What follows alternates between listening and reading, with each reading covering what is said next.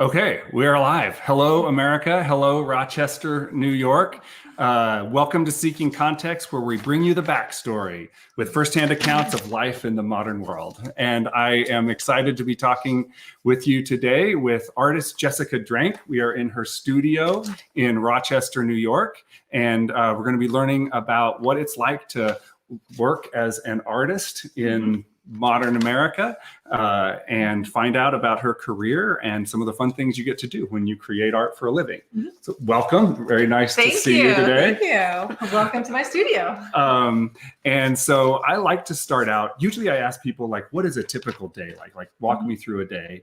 But I have a feeling that you have very atypical days and that they are different. So walk me through like what it's the things that you do as an artist. Right. It can range from working really hard with power tools and getting really exhausted and really tired and dirty all day long to sitting around and looking very carefully at something I've just made and making decisions about what the next steps could be. So it kind of goes the range between those things. But generally, I just try and move everything forward that I'm working on and get it kind of progress. Progress is the main goal for every day in my world. It just is entirely up to me to decide what progress is and which progress to make on any given day. Right. Well, so like how many projects are in here? I see multiple projects in process right now. How many balls are in the air at one time?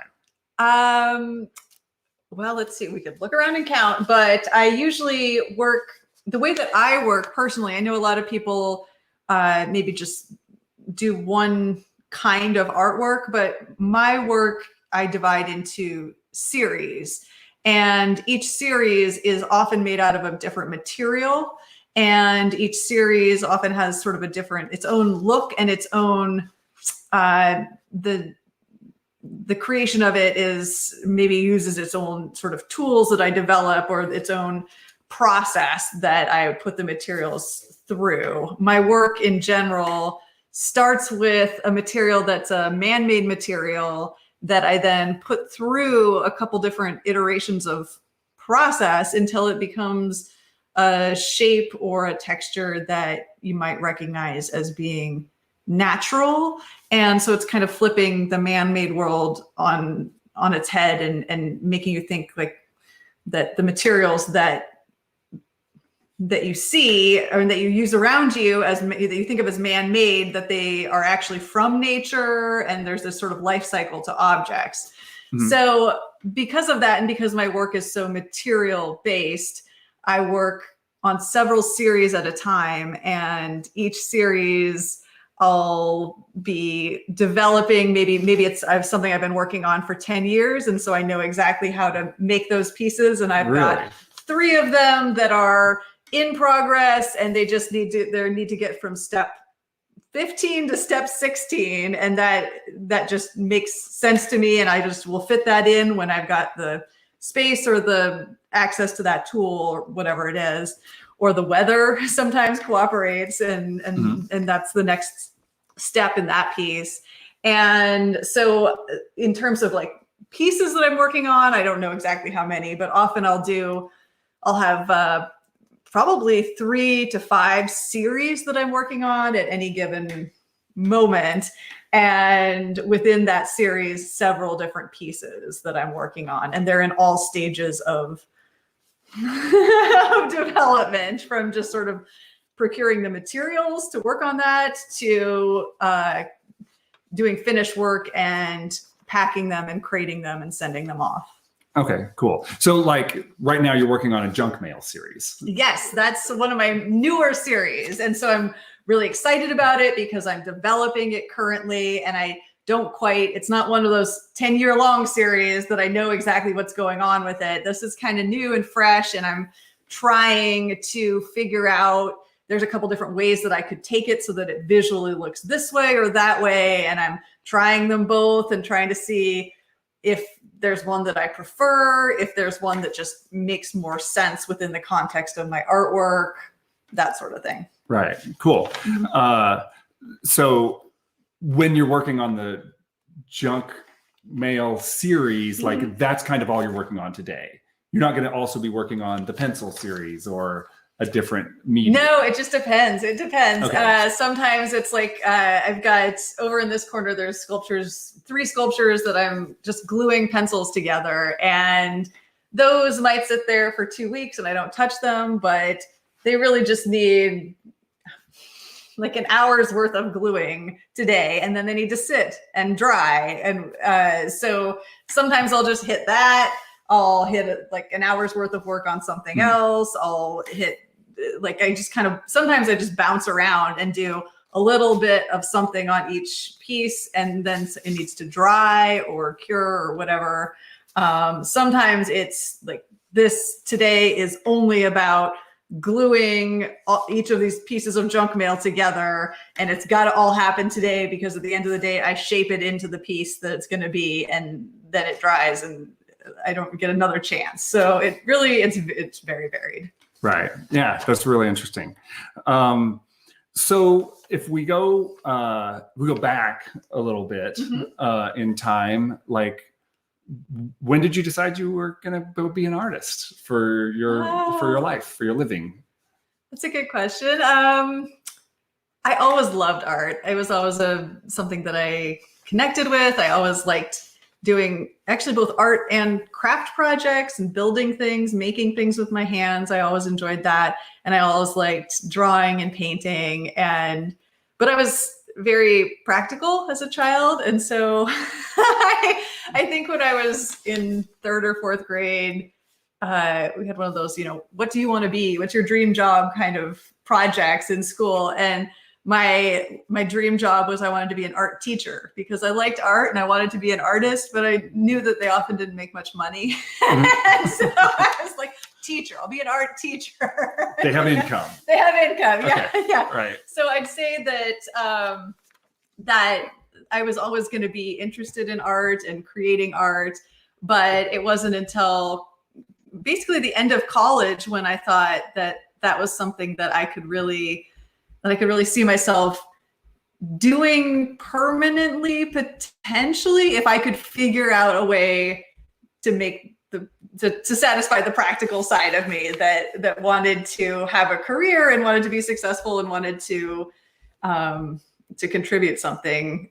Right. I think the hardest part of making the decision to be an artist or of sort of like, as I was going along that path and thinking, could I do this? Could I do this? One of the things that sort of worried me was, would I be able to come up with new ideas for my entire life?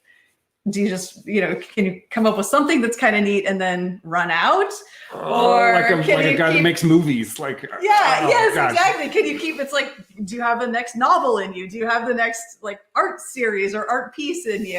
And so that's kind of why I decided to go to graduate school, was not really for the credential, but more for the time and experience of making art as every day, all day for 3 years and seeing if I would run out of enthusiasm and where it would go. And it's always just been more exciting and more generative of new things and new ideas than I ever could have expected or ever could have planned, because it feeds itself. So I do something and it gives me a new idea. And so each thing that I do, each step that I take in the studio becomes something new, becomes a new idea, because like it moves forward. That's interesting. But going to art school did help you decide.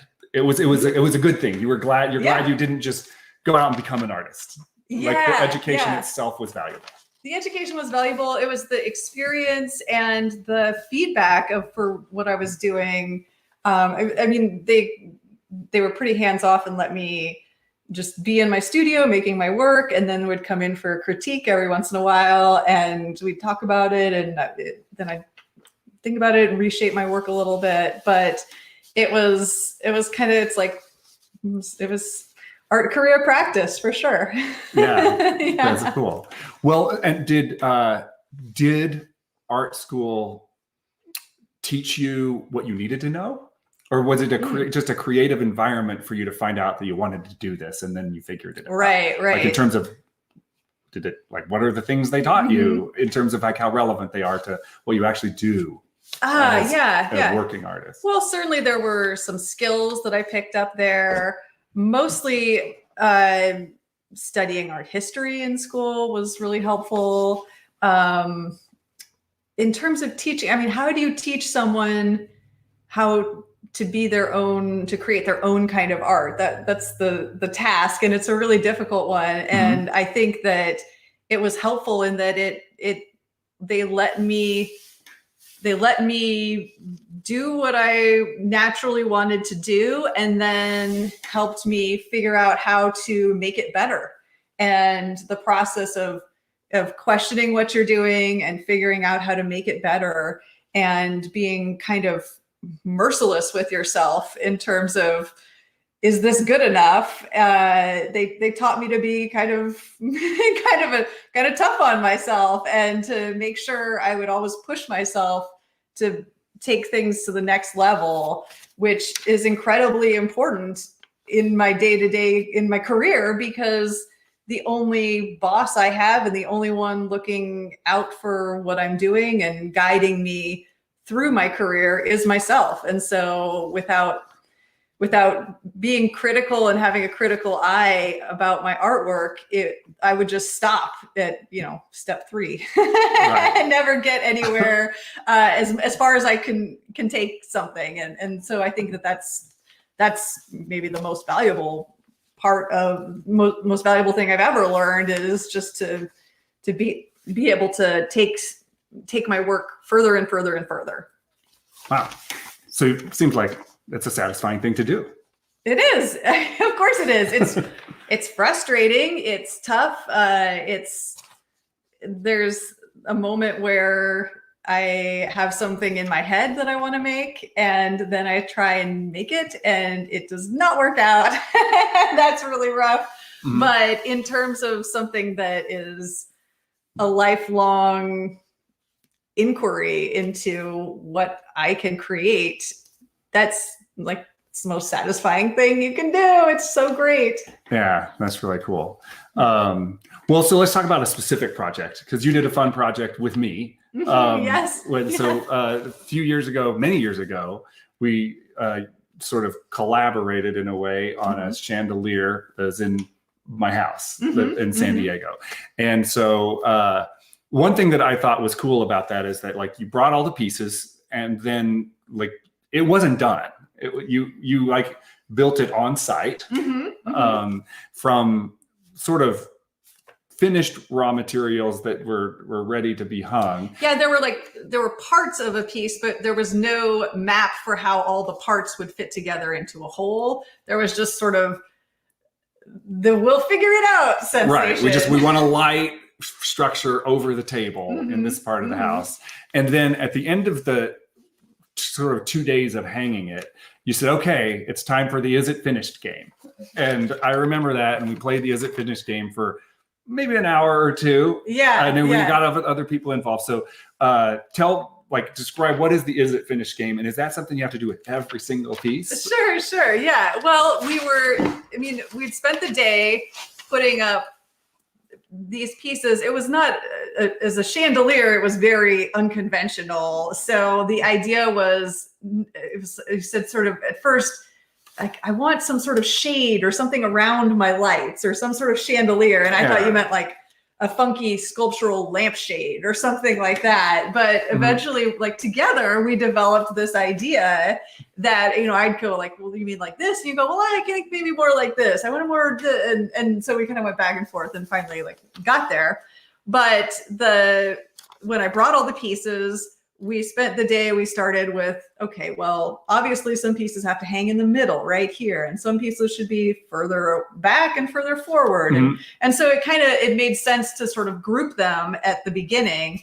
And then there came a point where it sort of was like, well, you don't want to throw everything hanging in the air above your table. You want it to have symmetry, or not symmetry, balance, but not symmetry. You want it to have a sense of completion to it. And there's this sort of gut sense of, is it finished? Is it complete? Does it feel whole? Right. And if not, like, what I do play the is it finished game with absolutely everything, and even stages of everything, because it's the look and see if there's one thing that is catching your eye that doesn't feel right, or is there a space that with your, like, is there a space that's too big that feels just off compared to the rest of the spaces? Mm-hmm. Is there a piece that feels too different compared to the other pieces?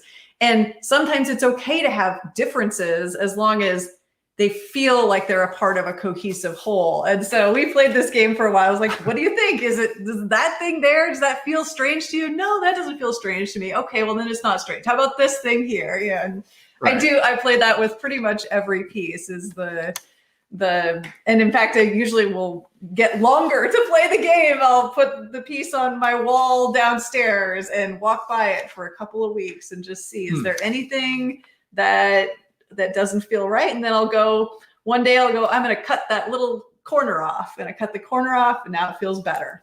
And so, it's a fun little, that's exactly what I was talking about before, in the sort of like pushing yourself to make sure you're doing the best work that you can do. A part of it is just not accepting the first version of something, and making sure that there's not any changes you can make that you believe would make it better. Right. Well, it must be nice when you create it, because like for me, it's the thing, it's done. I could ruin it. Yeah, like true. we're moving, this is a thing that happened. I was helping Lynn, who's my cousin, your mother-in-law, move a piece of your art from Denver here to Rochester. And, I was petrified the whole time that it was going to break, because we stored it perfectly, I thought, in the thing.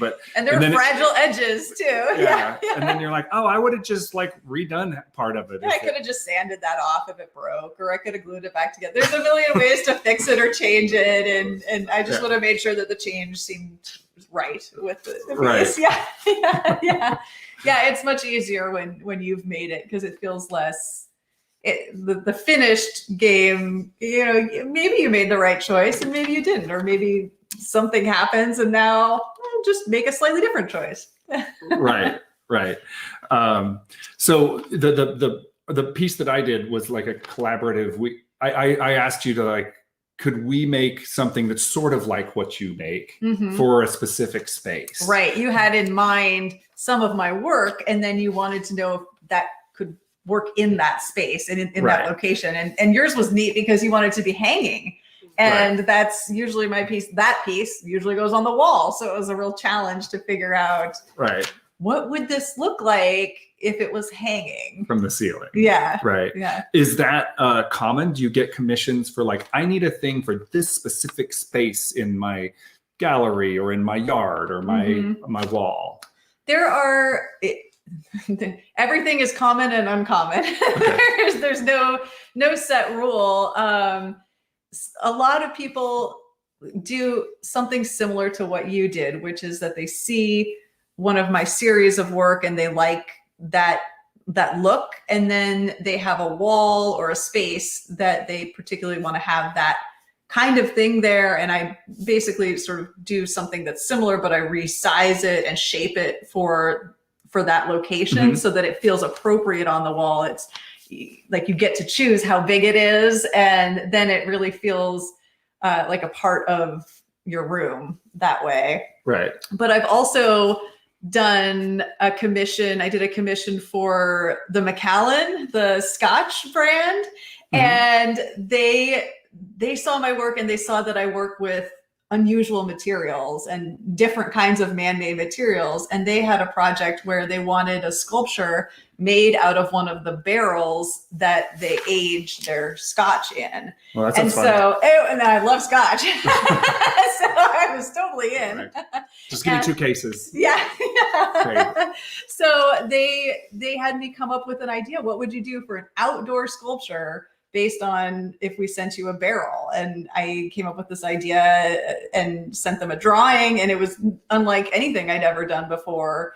in that I never worked with that particular material, and it's one of the only outdoor sculptures I've ever made, but that was a fun, like that's the other side of it too, is I can come up with an idea, and as long as I can present that and figure out how to make that happen, then that's its own thing. So. Wow, that's cool. So how long did it take you from like them, you got an email or you got a phone call to installing that project? Is that years in the making or that months? was probably a year, probably about a year. A lot of things are several months because people, once they've decided they want something, they want it, they want to see it on their wall, and I want to make it once I've kind of had the idea and gotten going on it. So yeah, it's kind of a few months up to a year, maybe. Right. Interesting. Do requests like that for a specific project often come from a person, or does that sometimes get rooted through like a gallery that knows who you are? Right. Often it goes through, I work with several galleries, and I work with them like they represent my work exclusively. I don't really sell out of my studio. So I don't like independently sell my artwork. So most of those requests I send to a gallery, and somebody works with a gallery to create the commission, and then like I'll do the work and send it to the gallery, and they'll put it up usually. So right. Yeah. And so how does the gallery work? And here I'm kind of interested in just like, how does the business of being an artist work? You have to get paid, and I assume the galleries take your stuff and sell it to a person. Like, how does that whole relationship work with the gallery and with their patrons, I guess? Right. It's different, and it's changing too. It's always changing, but traditionally, or the way that I've sort of been doing it, is that the galleries usually have a group of artists that they are representing their work. And that means that's maybe like 20 artists that they know their work, and they will do a show with that artist where they'll show just that artist's work, or they'll put them in shows where they group works from all their artists together. And so basically from sort of start to finish, we're going to do a show in the gallery in a year or a year and a half. And some of the work that we think might be in it is going to be this and that and that. And then whatever else you come up with in the meantime. I create the work, I bring it to the show, we put it up in the gallery, usually for a month to 2 months. And people come and see the work in person during that time. And they also put the work out into the world digitally, so that maybe they can get requests from people that aren't able to come and see the show itself, but they're sort of promoting my work through the show, the event of the show. Right. And then anything that doesn't sell in the show, which, realistically, often a lot of pieces don't sell just in that 1 to 2 month time period. They keep in the gallery, and they put it in the back of the gallery, and will bring it out for any clients that come into the gallery over the next couple of years that are interested in my work and want to see what they've got. They'll pull it out, they'll show it to the clients. So the work then from that show will sell throughout the next few years generally. Wow. So you get a year. When you get that like 18-month lead time, are you creating pieces for that show? You're like, okay, I need to make 6 new pieces in this series and take them down to Dallas or something. Yeah, sometimes I'm finishing the work for another show for the first 8 months and thinking about what I'm going to produce for the next one. A lot of my work takes a long time, and some of it is better to do in the summer than in the winter. If there's a lot of sort of messy grinding work that needs to happen outside, I don't want to be doing that in the winter. So I'll try and get that done during the summer so that it's ready for the show. Some of it's just mental preparation and also developing new work, because often if I've had several shows with one gallery, they've seen many of my series before at that location, and they want the next series, the new series. So a lot of that lead time is in the development of the next series and coming up with the next series to like debut it in the next show. Right. That's really interesting. So you told me one time that when you're working with a gallery that you said you started sharing stuff on social media, and that was an unexpected blessing because you could talk to the galleries less because they always need to communicate. So how did that work, and what's going on in social media for artists? Well, I mean, I think it's varied. Some artists are making their living entirely showing their work on social media and developing a client base based on that. I knew that I didn't want to do that, and I wasn't suited for that. And I didn't think that something like Instagram was for me, because it's the kind of thing that I'll take some photos of my work and be excited about for a few months and then just completely drop the ball on and frustrate people who have started following me. And I didn't really want to do that. But I did start Instagram last summer and found that it was fun in the traditional ways that posting photos and getting positive feedback are fun. Love me. Yes, yeah.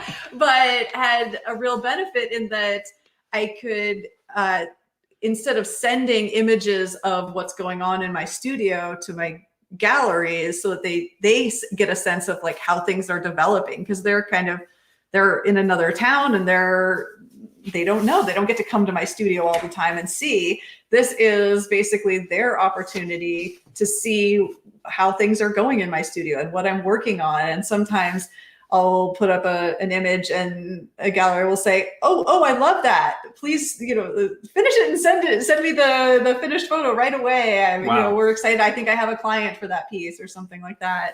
Or it just lets them see the process, which they hadn't necessarily seen before, so that they know when I say I'm working on it, it's like, I'm out here grinding this. I'm really working on it. This is a process. Stop bugging me. Yeah. And also just use it to show their clients how some of these things are made, because it's not always obvious what an artist's process is. Right. And so it's kind of fun to be able to show that to the world and to show that to my galleries so that they can also promote my work. So it's kind of like the story behind the story is interesting and how people like to talk about it, especially because you're making things out of materials that don't look like the art that it is. Yes, exactly. Yes. Right. How did COVID go for the art business in your last year? My last year was fantastic. I had such a good time. Mostly because I just had I was all primed for a real creative burst last year and had it, and it was fantastic, and came up with several new series over the summer and put up a great show in Dallas. So it was really exciting in terms of like the art market in general. And also I'll say I work out of my home, and so nothing really changed when I had to stay home. So, this is what I do all the time, everyone. I work alone with no other people for months, in the same room. So that it felt natural. But the art world, at first there was the same economic shock as everything else. And but then it felt like people were interested in art and interested in looking at art and even buying art, because they were looking at their walls. They were in their house looking at their walls and thinking, oh, we could put this on. We could get this. Boredom is good for your industry. Yeah. Boredom where you have to stay home. Yes. Right. Rich people boredom. Yeah. Well, yeah, but also just people had time to peruse things and think about what they want. And think about it. Yeah. And I think also visual art that could be shared like that, like we had a good year, as opposed to say actors and musicians that perform live, those kinds of things. My work is always just like you take it and you live with it, and that made sense. So it actually was it's very friendly for a social distanced world. Yes, like I'll drop it here and you can pick it up. Right. Yeah. You didn't have to have the Domino's warning. We're not coming to the door. Right. Yeah, no, it was fine actually. Mostly I just I felt for the other artists that needed that live component to be able to do what they do. Right. Yeah. Well, another place that like you get to be socially distanced is a piece of property you have affectionately called the land, which I visited, this beautiful place in New Mexico. And so I remember when we were out there, you're like, it kind of like helps you think about your work and what you want to do in the future. So what is it about like the New Mexico landscape, if it's unique to that area, or about, nature that helps you process and move forward in thinking about your art? Well, I think, first of all, anytime that I'm out in the world and not in my studio, it's a different experience. Like travel, because I can't produce anything while I'm traveling, it really gets the creativity going because I think about things that I could do. And so I always come back from vacation with projects that I want to try. But there's something about New Mexico that feels, and the sort of the Southwest desert, that has always felt right to me. And at some point in college, I realized that the color palette that I prefer to work with is a very neutral color palette that you would recognize in New Mexico. A lot of the pieces that I make have browns and cream colors, whites, tans, grays, all those sort of really muted colors that are basically that desert landscape. And so I think there's some part of it where the things that naturally come out of me are of a certain color. And that is that when I'm surrounded by that, it makes me feel at home, I think. And then another component to it is just the textures that you get to see. And you get to see over like long distances, you get to see the texture of a cliff that's far away, and you get to see the texture of the rock that you're sitting on. And those things I really respond to creatively. And then I think there's also something where, because my work deals with us as humans and the objects that we're creating out of the natural world and introducing into our world, the man-made world, and then discarding back into the world, the earth. And that sort of, I think about that process a lot, and about the process of what we leave behind, and sort of the evidence of us as mankind, our archaeology, essentially. I do sort of like a contemporary archaeology. And there's something about looking at a canyon wall where you're seeing stripes of colors, and each one is representing, 10 million years, right, or more. And like you're looking at this, that's 100 million years. And there's something about the just sort of the awe of that, I mean, it's like the same thing as looking at the stars. It makes you feel sort of small and a part of something large at the same time. And for some reason that kind of gets my creativity going as well, or it makes me feel at home somehow, or grounded.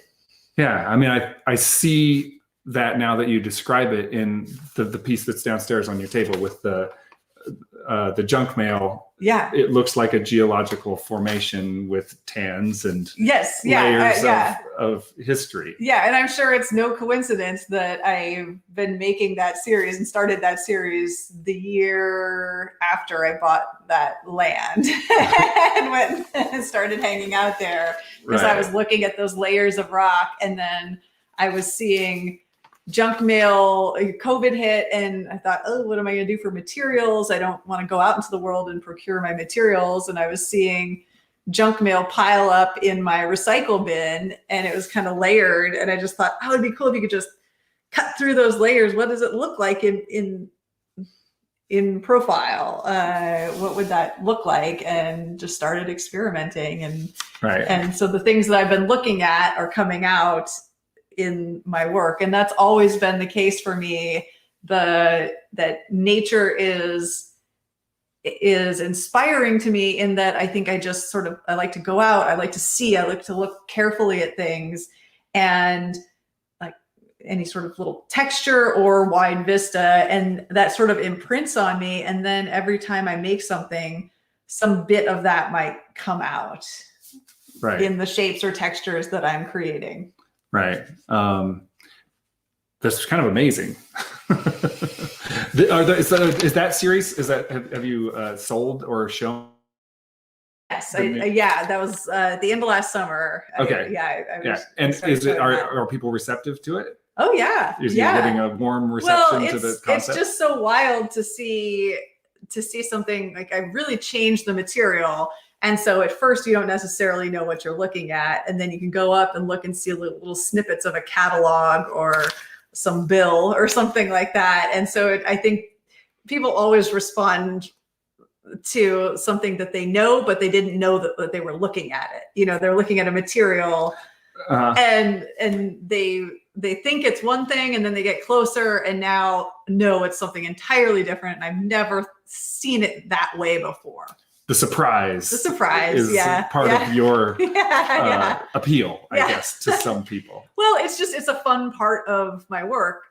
It's the one part that I can never really experience myself because I create it. So I never have that surprise. Right. Yeah. You need it. Other artists need to surprise you. Yes, exactly. Yeah. I noticed you had a piece downstairs that like you traded a piece, like a friend that's an artist. Do you collaborate with other artists or get inspired by other pieces of art, or is nature the mother of your invention? I mean, I definitely am more of a solo worker, but I have both artists that inspire me and inspire my work, and good friends who are artists that we get together and talk about the process of creating work or understand each other's work and can kind of bounce ideas off of each other. And I have one good friend who I think is the piece you're talking about, the trade, that she was the person who came with me to New Mexico when we discovered the land. And so we will go there sometimes and talk about our work in that location. Right. It's really fantastic.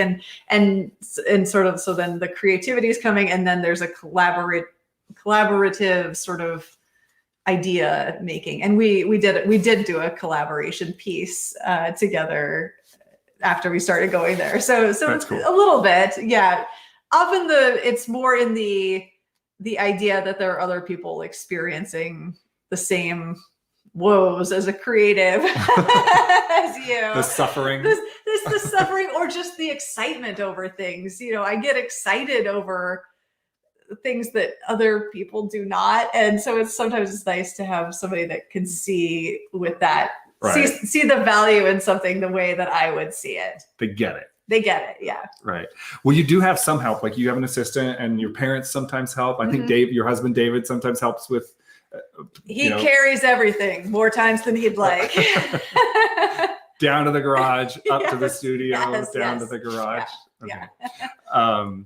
And so I guess I've seen like other artists, like they sort of apprentice other people so that they can produce more work. Oh, right. But that's not really what you do, right? Like you have some help, but you're kind of putting all of the things together, and they're helping you with raw materials. Yeah, usually it's the parts as I develop my work, there are sections of it. I've been talking about like, there's 17 steps to finish the piece, and that's just, I invent every one of those steps. They're none of them are traditional anything. It's not like there's no YouTube video. Well, it's not like, yeah, here's how you make a bronze casting. Step one is this. My work is always just, I come up with it, and then I try. A lot of it's very time consuming because I'll use like 1,000 pencils in a sculpture, and I have to figure out the most efficient way to glue those pencils together. It cannot be like painstakingly painting each facet of the pencil with glue and then, sticking it to another. It's got to be a little bit faster. So I come up with my sort of streamlined techniques for doing something.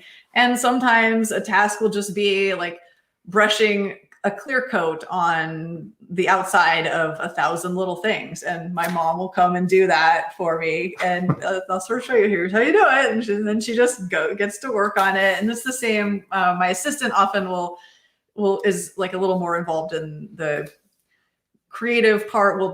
Sometimes she'll say, what about this? Or that looks a little this, or, she's kind of a good person to bounce things off of because she has a good eye and she's studying photography. But yeah, sometimes it's just like, we need like 8 man-hours of sanding on the face of this piece. And, I do not have the energy for 8 man-hours right now. Right. So, Yeah. That makes me not want to be an assistant as much as I thought I might. Yeah, it's not really that exciting. I think she would tell you it's really not. Yeah, and I'm looking at these pencil structures now over here, and I'm seeing there really are thousands of pencils. Yes. Oh, yes. There's thousands of pencils, and and you glued them all together.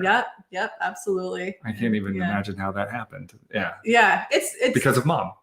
Well, no, I did. I mean, I do all this, but it's but I came up with a system. I have a system for everything. I systematize everything so that it's most efficient, and so that the results are the most there's stability in the results of what I'm making. Right. But like the junk mail we've been talking about, I don't just use it in full catalog form. My assistant's been sitting back there at a paper cutter cutting all of the mail into 2-inch strips for months. Oh my gosh. So just so that we can like glue it together. That's step one. Cut junk mail right into strips. It's like today's job is like a 2-foot pile of 2-inch strips. Yeah, and organize it. Make sure it looks organized so that I can just like unorganize it as I go to glue it together. Not by topic of junk mail. No, by color. Is it? Oh, by color? Yeah. To make the layers of the because it's like the same with books. When I use books, I sort them by color because that's what you're gonna see. Basically, it's not topic. Yeah, that's interesting because like in the chandelier, there's some that are sort of tan and some that are brown, and so like the colors of those were intentional. Yes. Yeah. Yep. Exactly. Oh, did not know that. That's cool. So you must meet a lot of interesting people in your line of work, like in terms of clients and stuff. Oh yeah. And I'm sure that some of your projects are really challenging and some are fun. Do you have any favorite experiences with a particularly unique project? Well, many of them have been pretty unique and fun. Yours was pretty good because that was we collaborated so well together. That was a unique experience.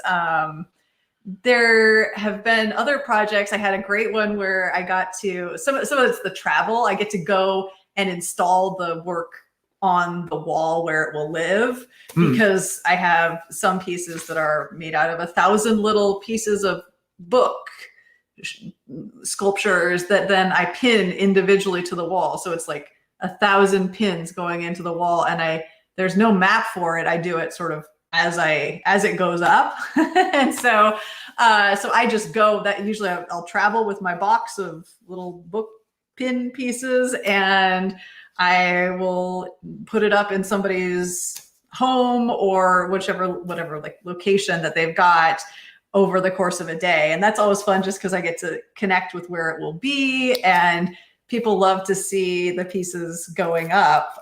So a lot of it's just sort of like traveling to where and installing the pieces can be really fun. I've gone to various places like, well, I guess one of the fun places was I got to go to Brussels. And so I got to like take all the little pieces and I had to put them in a box, figure out how to like get one large wall sculpture into a box that I could take on the airplane and then go through customs with it, which was fine because it didn't look like anything. And then I got to be there and to meet the woman who was buying the piece and put it on her wall. And there's all these different little pieces. I had this map for how it would all go together, which was fortunate because she recently just contacted me and said that she's moving and how might she move that piece. And so then I had the whole map and I sent her all the photos and the whole map, and we'll see if it works. Right. But you don't have a plane ticket to go move it yourself. Not yet, but I would go. It sounds like where she's moving sounds really, really cool. So, and it's neat to see. It's neat to see the various like the places where people are putting my artwork up, right. And just meeting them and seeing what else they're acquiring. Sometimes they just have like a fascinating decorator that's doing something really interesting. So. Right. Yeah, I can say on the other side, you feel special when there's an artist like putting an installation in your house. Yeah. It's like, how's this in my life? Yeah. Oh, that's nice. So for a new person, I was just thinking about all of the things that you do and how it's kind of complicated, and you've been able to actually turn it into a real profession.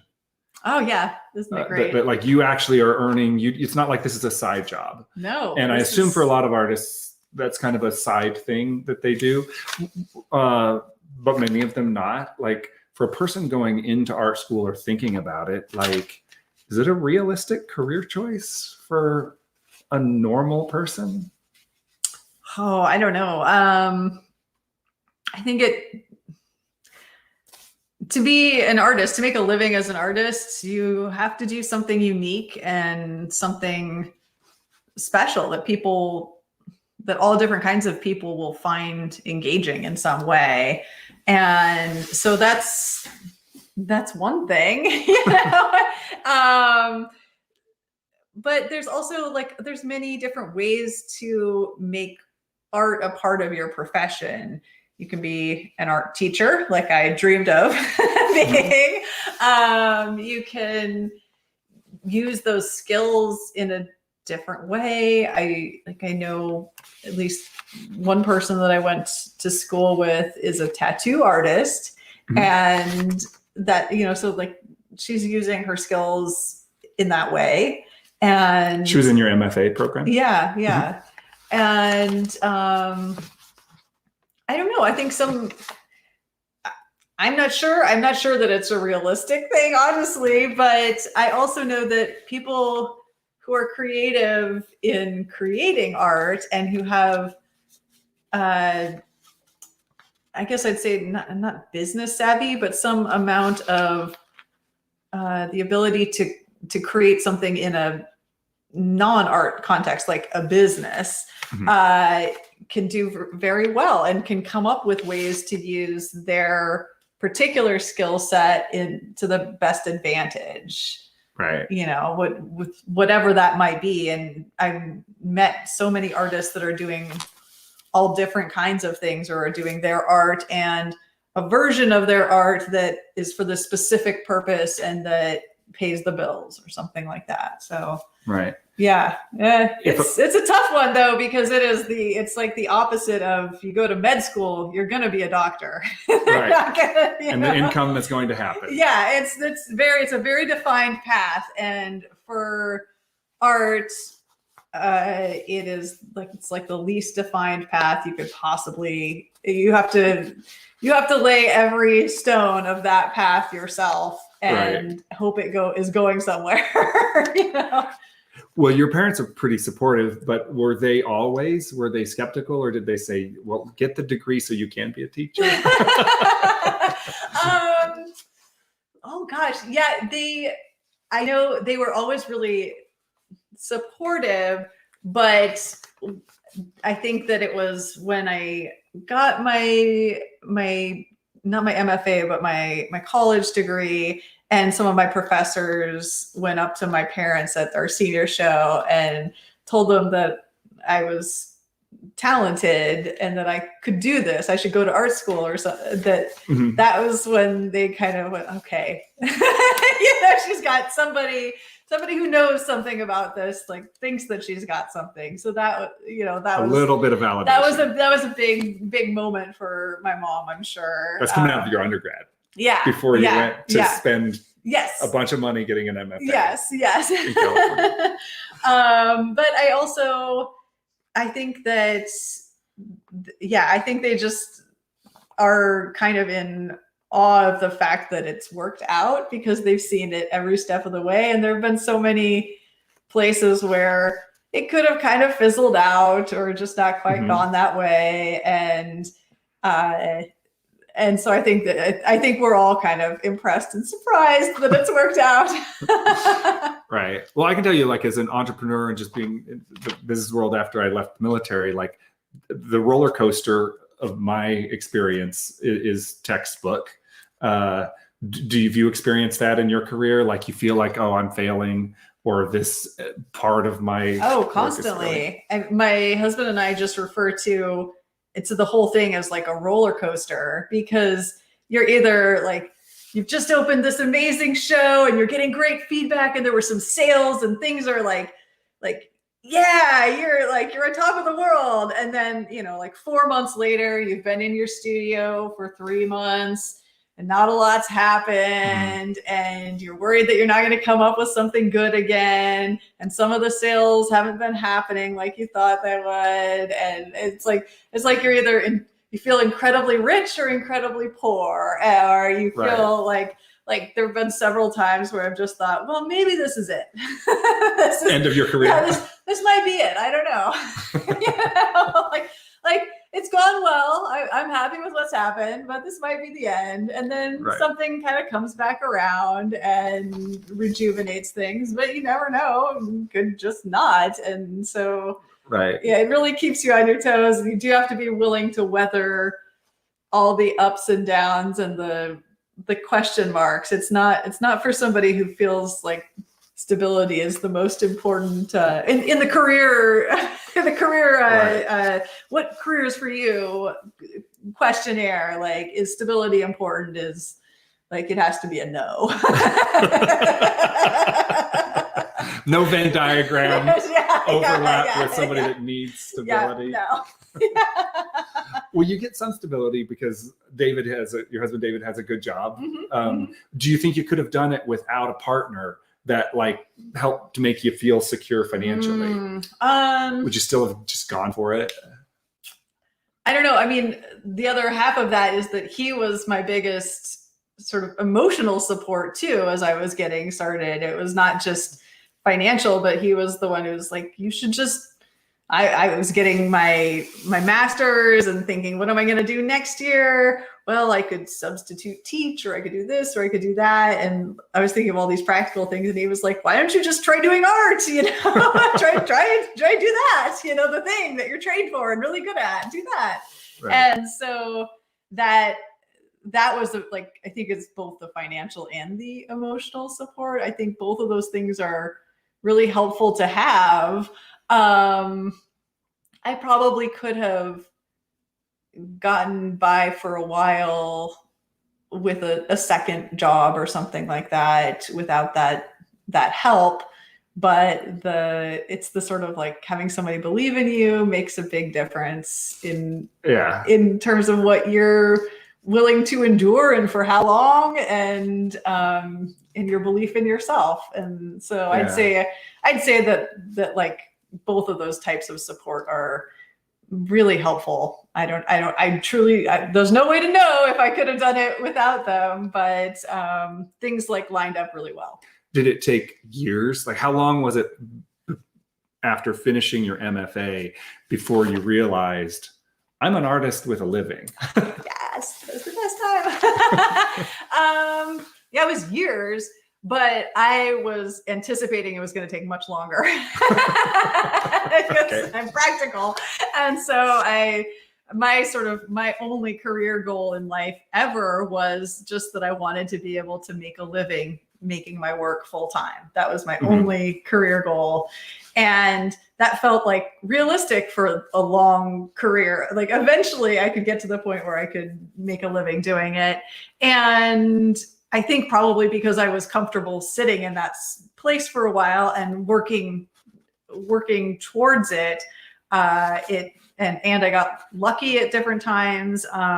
It came faster than I thought. Maybe, oh gosh, I'm going to say maybe 5 to 7 years in, I thought like, all right, this is pretty solid. I'm like, this might work. And for the last 4 or 5 years, I've felt like this better work because I don't have any other skills. I have no fallback, no other training. We're in the midlife.